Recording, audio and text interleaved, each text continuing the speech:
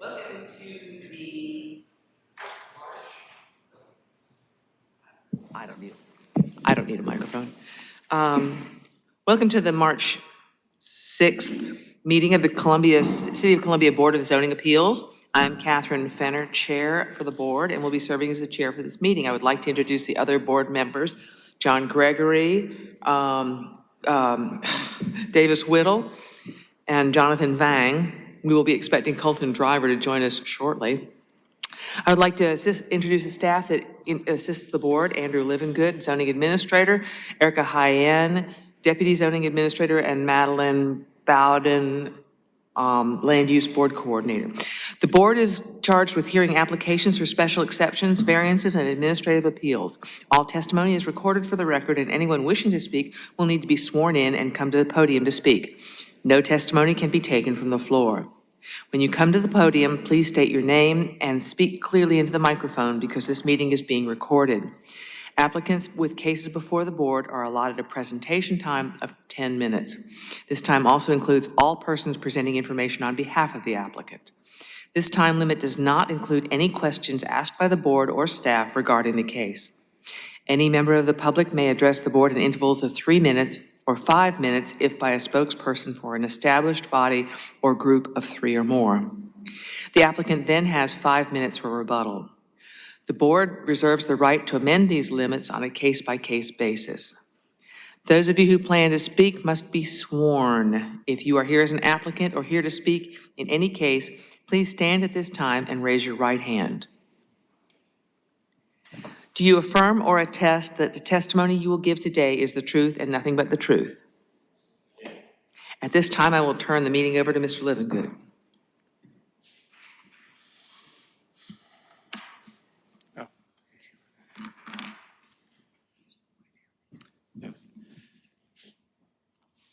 Yes, good afternoon. So first I will read the consent agenda, and it is the approval of the February 6, 2025 meeting minutes. And that concludes the consent agenda. Do I have a motion to approve the minutes? So moved. Second. All in favor? Aye. Motion carries. Okay. Okay, we will now proceed with the regular agenda. And the first thing I would like to note is that item number 5, which is 2025-0004 AA, which is administrative appeal at 5003 Rhett Street. This case has been deferred until at least the May meeting. So we may hear from them at that time. Now, the next case on our regular agenda is 185 Earth Road, Suite D, tax map number 257000410, and it is a special exception to permit a liquor store in the GC district. And as you can see, the property here, and it's within an existing or a strip mall that is being constructed. And I believe the applicant is here and can answer any questions you may have. All right. Would the applicant come forward and state your name for the record, please? Hello, my name is Larry Cribbs. I'm the owner of Palmetto Trading. Okay. Go ahead. Speak into the microphone if you can, just because, yeah. Sure. Thanks. So I've prepared a few remarks just to supplement the application that I submitted, hopefully to stay concise. Good afternoon. My name's Larry Cribbs. I appreciate you guys' time this afternoon in reviewing our special exception. I'm requesting that a special exception be granted for the addition of a retail liquor store at 185 Earth Road, Suite D, in the new Market at Spears Creek Shopping Center. Our intent is to provide the community with a very clean, well-maintained, fully stocked, and professionally managed adult beverage shopping experience. Palmetto Trading today exists as one retail liquor store in Lugoff, South Carolina. It's been in business for approximately 5 years, and it's managed by me. I have 2 full-time employees. They're mature, very responsible adults. And we currently have a good business model that we plan to implement in the new location as well. I've lived and worked in this community for approximately 20 years with my wife and 2 children. So we very much value our relationships with the community and look forward to establishing a new business in the Spears Creek area. In 2024, our business generated approximately $100,000 in tax revenue for the state and the county through sales income and property tax revenue. We would expect the new store to generate approximately the same amount within 2 years of beginning operation. I've attempted to provide the necessary answers to the checklist questions, but I'm certainly willing to answer any additional questions that you guys may have for me today. Do any board members have questions for the applicant? And for the record, we have been joined by Colton Davis and Sherrod Duval. No questions? I have a question. What sort of ID scanner do you have to ensure that only people of age are? We don't currently utilize any technological scanner. Our employees are trained to visually ID using a government-issued form of identification. We don't accept any type of photos or anything of that nature. It's strictly South Carolina driver's license, South Carolina ID, passport on rare occasions, but we do visually inspect and review identification for anyone that looks under the age of 35. Okay. Any other questions from the board? Would anyone in the audience like to speak to this case? All right, well, we have no. I got one question. This is just more of a personal question, but looking at your resume, it's not often we get people's resumes, so thank you for submitting that. But how did you go from like industrial engineering operations to owning a liquor store? After 25 years of production management and plant management, I decided to spend a little bit more time focusing on my family. And this was an opportunity in the Lugoff area. There were not any liquor stores in our immediate area that I would feel safe with my wife walking into. And so I saw it as a business opportunity and ultimately just wanted to do something a little bit different and start my own business. It's something I'd worked towards and felt like I had the proper skill sets to do so at the time. Where are the other liquor stores in the area? In Lugoff, South Carolina? Well, near the, whatever, in Elgin, I guess it is, this liquor store. So there is a new store near the interstate on Spears Creek, approximately a mile from where we are. About a mile away?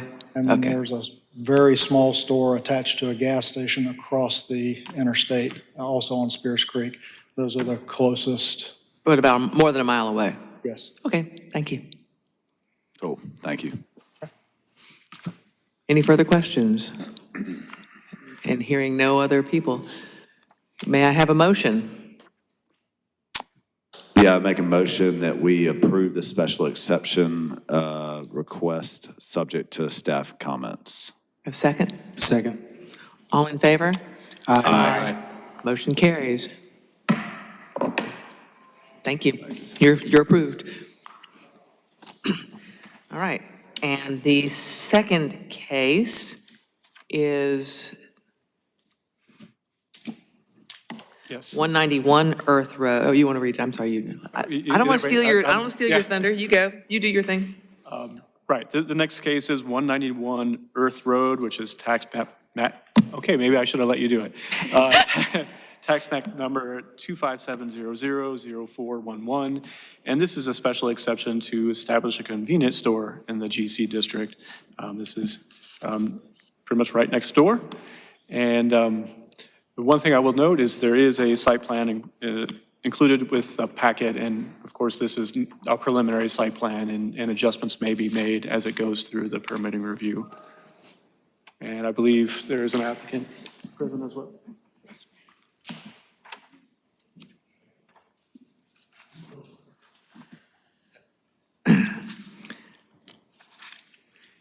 Good afternoon. Yes, Sarah Hamlin with Foresight Group.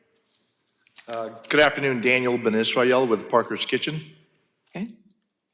So we are here to request a special exception for a gas station, convenience store. Proposed Parker's Kitchen, it's actually in the same shopping center as the liquor store that was just up here. It's at the corner of Spears Creek and Earth Road. As you can see from the site plan there, we're not proposing any new direct access to either Spears Creek or Earth Road. We would be connecting to the internal driveways of the larger shopping center. So from a traffic pedestrian standpoint, we're not impacting the surrounding area in any way. There are a number of conditions that must be met in order for the special exception to be approved, which we provided a letter with our application kind of explaining how we'd address each of those. I'm happy to go through in more detail if you have questions about any of them in particular, but essentially we have to meet all the requirements of the zoning code, which we'll work through with staff during the site development review. Again, this is just an early preliminary site plan that will be tweaked and worked out as we work with staff. Besides that, there's some programs that Parker's is committed to implementing that I'll let Daniel speak to some more. Sure. I'll just say briefly that in accordance with the special exception criteria described in the ordinance, we intend to comply. We've provided a letter listing how we intend to comply with those criteria. I'll be working closely with our operations team, loss prevention team, and our marketing team to ensure compliance with those different sections. Aside from that, I'll be happy to answer any questions that you may have regarding the Parker's Kitchen brand and what our plans are for the market. We are excited about coming to the Columbia market.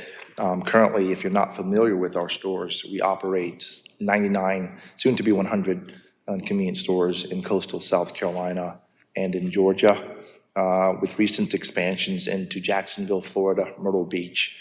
And we're looking forward to our expansion here in the Columbia market as well. Our intentions over the next 4 to 5 years is to build approximately 15 stores in the greater Columbia market. I'll be happy to answer any questions that you may have. Does any board member have questions? To my recollection, is this y'all's first time coming City of Columbia? I guess you said 15 the next few years. This is the first one. I think the first case that we've heard from Parker's. Yes, this is our first store. This will probably be our lead store in the city limits proper. Sure. We do have other properties that we're working on that are actually situated in Richland County and in Lexington County, as well as the town of Lexington. But this will be our first Columbia store. We do have other sites in the city of Columbia that we are working on, but this one is further along in the real estate process. Perfect. Thank you. Other, I got a second question too. The proposed driveway on the site plan in the middle, I guess because there's a stoplight at Spears Creek and Earth Road. There is.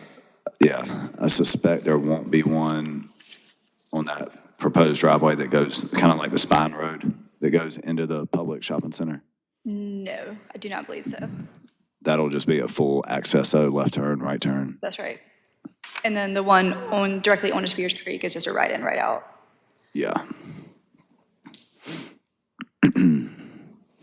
What kind of, will it just be a stop sign at the end of that proposed driveway going to Earth Road, or do we know yet? I don't know if y'all are working on that or if like the master, is that Publix this one? That's, quote, existing to us, master developers putting that road in. I'm not aware if there's a new light going in or not.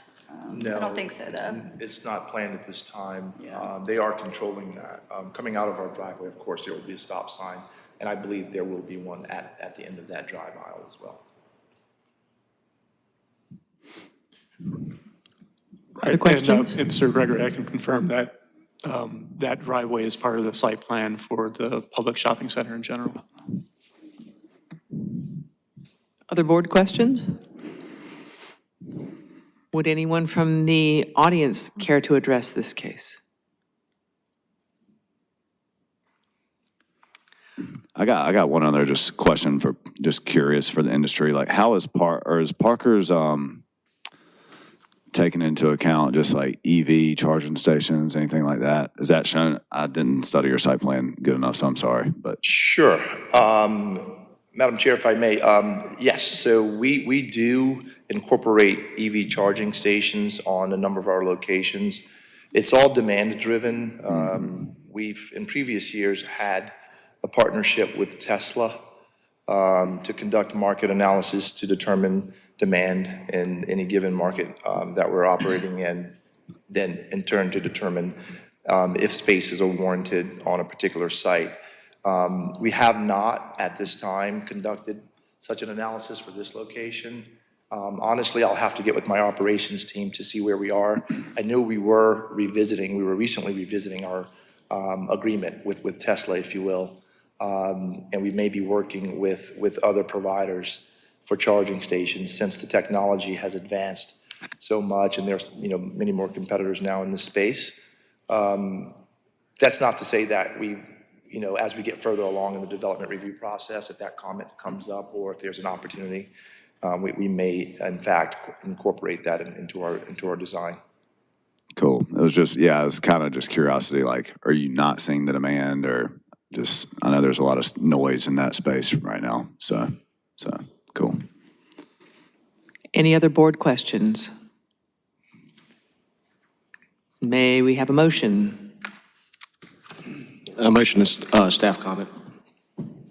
Pardon Staff comment? or- me? You move that we approve subject to staff comments? Yes, correct. There we go. Second. All in favor, say aye. Aye. Any opposed? Motion carries. All right. Thank y'all. Three. All right. now Yeah, I we'll think you might want to. Move on, I'm sorry.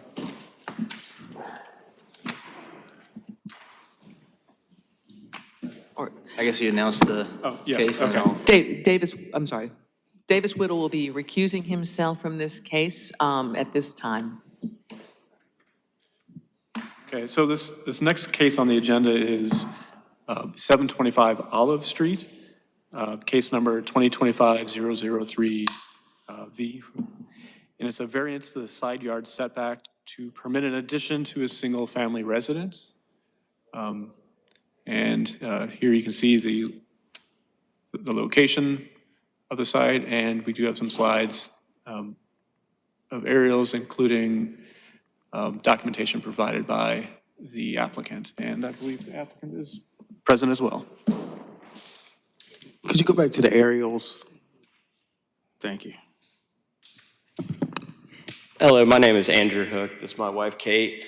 So we are asking for a variance for the property line for our new home here in Columbia that we bought recently. As you can see, the home is situated very close to the property line. It's in a historic district, and so due to that, we are pretty much constrained by the siting of the house for what we were able to do with it. The home is currently 2 bedrooms and 1 bath, and we are hoping to add an addition in order to have a little bit bigger of a home as we start a family. As part of Oakwood Court Historic District, we are pretty limited as far as what we can do from the public right-of-way, so we were planning to go off the back of the house. So the variance that we are requesting would be the minimum variance for the left side of the property to continue the existing wall and existing line down that existing property line. The existing one is 2.5 feet from the property line, and we are asking to be able to continue that so that we don't have to as we expand, move further off to the side where it's more visible from the public right-of-way. We do have a letter from our next door neighbor and have support for that. So they have no problem with it. And it really, just the way that the house is situated is a bit of a hardship for planning our home expansion, and we're hoping to stay in character with the neighborhood, so continue the straight line of the home and keep the design within the neighborhood guidelines. Could we see that letter? Sure. Do you want me to walk it around? Yeah. And I will add that side of our house butts up to their current garage and the back of their pool house. So it doesn't impact their living area or anything. And as we have it planned, it will actually get rid of a current window that is our existing kitchen that looks more or less directly into their side entry door. So that will be moved down, and our living area won't be as visible to them. So it should really help both parties.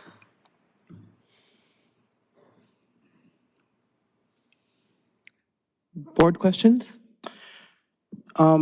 This is the neighbor, if we're looking at up here, that's on the left side? That's correct.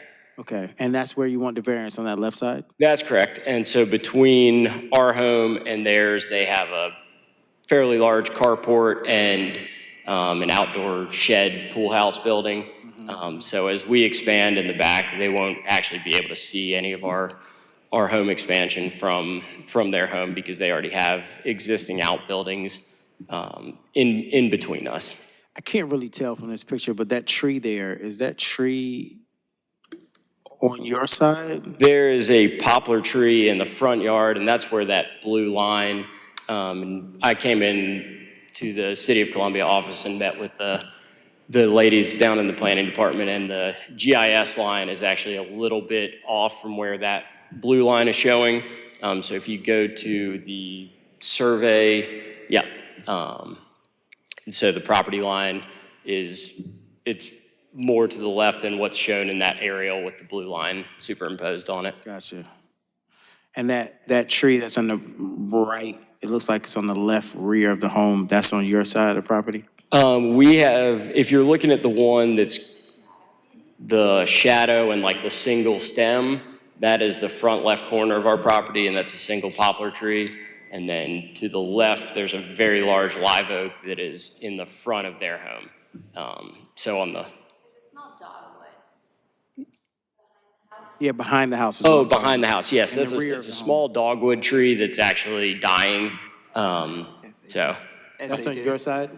it is, it's right out of our back door, but it's reached its age as a dogwood that it's gone the way of the typewriter, unfortunately. Do you think you'll plant more trees farther back in or something, or? My wife has extensive plans to plant a lot of trees. Yay, trees. Plant natives. Oh, you two need to talk later. All right. Any other board questions? All right. Well then, any board discussion? May I have a motion? I do have one board discussion comment. It's really a question for staff. With this, what's the coverage ratio? Within the district? Yeah, I'll double check. I believe it's 40%. so they're well under that. Yeah, it's a large lot. Yeah. But if I may take just a brief moment to make a couple of notes I probably should have made ahead of time. One is just, and I believe the applicants are aware that regardless of approval, building code would require a fire rating for anything that's within 5 feet. And that is fine, that's independent from zoning. Yep. And of course, it is subject to DDRC review. And, so regardless of the setback that you approve, they may require it to be set back further or, other requirements, so. Doesn't DDRC only deal with the front, though? They deal with what is visible from the street. From the street, okay, okay. And we have a licensed contractor and already have discussed with him that whole wall, being that it is the adjoining property line, will all be fire rated. And obviously it will all match, the character of the neighborhood and the building materials as best we can. Okay. Any other questions? Thank you. Yeah, you can sit down. Okay. Yeah. I think Any we're other good. board discussion? I think just for the record, I think the hardship is pretty obvious with the existing lot line being 2'6". So, continuing down that property line makes sense. And I like that they've already spoken to the neighbors about this and gotten their written approval. I think that's the biggest one for, as far as concern for our guidelines. Well, just going down the list, it seems like, it does seem like exceptional conditions. I don't see that they apply to other properties in the vicinity. Not their fault. I think that it certainly would be a restriction on the utilization of the property. They've established that there's no detriment to the adjacent property or the public good, I guess. So I think that it's in harmony with the general intent of the ordinance. Yeah, motion that we approve this, subject to staff comments. Second. All in favor? Aye. Motion carries. Cool, thank you. This was quicker than I thought it was going to be. I thought it was going to be late. I thought it was going to be a long one. Yeah. Thank you. Very much, good luck. And I thought it was going to be a real and being as how the last case is deferred, that is all that we have, and we don't have any other business. Okay. Do I have a motion to adjourn? So moved. I don't think you need a second for that, but a second, I second. All in favor? Aye. Aye. Adjourn. There you go, nice work. All right. Wow.